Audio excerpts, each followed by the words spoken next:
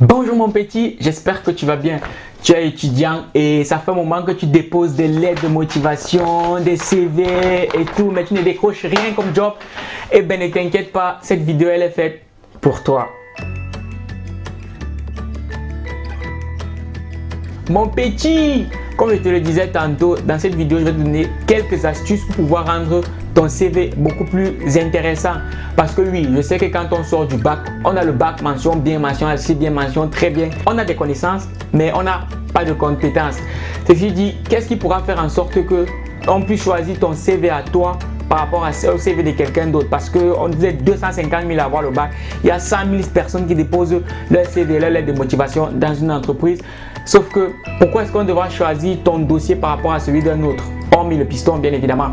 Donc, pour ça, il faudra que ton CV ait déjà une présentation originale. Il faudrait que ton CV tape à l'œil. Tu vois un peu, non? Il faudrait que le boss puisse remarquer ton CV par rapport à celui d'un autre. Tu vois un peu. Mais pour ça, qu'est-ce qu'il faut faire? Il faut trouver des astuces. Bon, moi, je vais te donner la mienne d'astuces que j'ai eue parce que, pour la petite histoire, après mon bac, j'ai voulu travailler comme beaucoup d'étudiants. Sauf que j'ai déposé des lettres de motivation, des CV et tout dans 7-10 boîtes, mais sans aucune réponse. Donc il a fallu à un moment donné que je me dise, bon, pourquoi est-ce que je ne décroche même pas un entretien d'embauche, mon petit? Et j'ai regardé mes CV, j'ai réexaminé, je me suis rendu compte que mon CV ressemblait au CV de monsieur tout le monde, quoi. Ça y est, j'ai eu le bac en machin truc, j'ai eu le brevet, nanani, nanana, aujourd'hui je suis étudiant, bref, c'est ce que tout le monde fait. Et là, je me suis dit, bon, il faudrait que je rende mon CV un peu plus intéressant, un peu plus pétillant, tu vois. Et j'ai donc rajouté le détail. Le détail, c'est ce détail en rouge, mon petit. J'ai mis le truc très motivé, tu vois. Bon, ça c'était mon détail à moi, mais c'est pas forcément le tien. Mais j'ai mis ça très motivé. Bon, après tout ce qui est rempli là, machin truc, ça tout le monde peut le faire avec internet aujourd'hui. Tu trouves tellement de choses. D'ailleurs dans la vidéo je te mettrai le lien en description pour avoir des exemplaires de CV pour que tu puisses un peu te guider. Bon, dans le mien il y avait la rubrique expérience professionnelle, formation, étudiant en médecine, bref, centre d'intérêt et puis mes qualités, bref.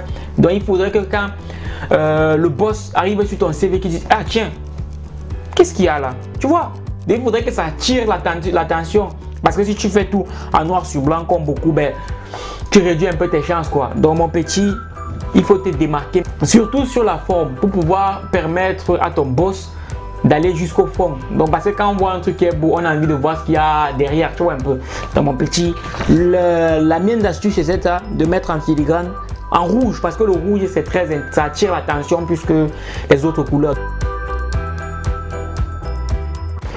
Donc avec ce CV, je l'ai déposé dans 5 boîtes et il y a 4 boîtes qui m'ont rappelé. Et c'est donc ce qui m'a permis de décrocher mon CDD, mon contrat de durée déterminée dans l'entreprise McDo, mon petit.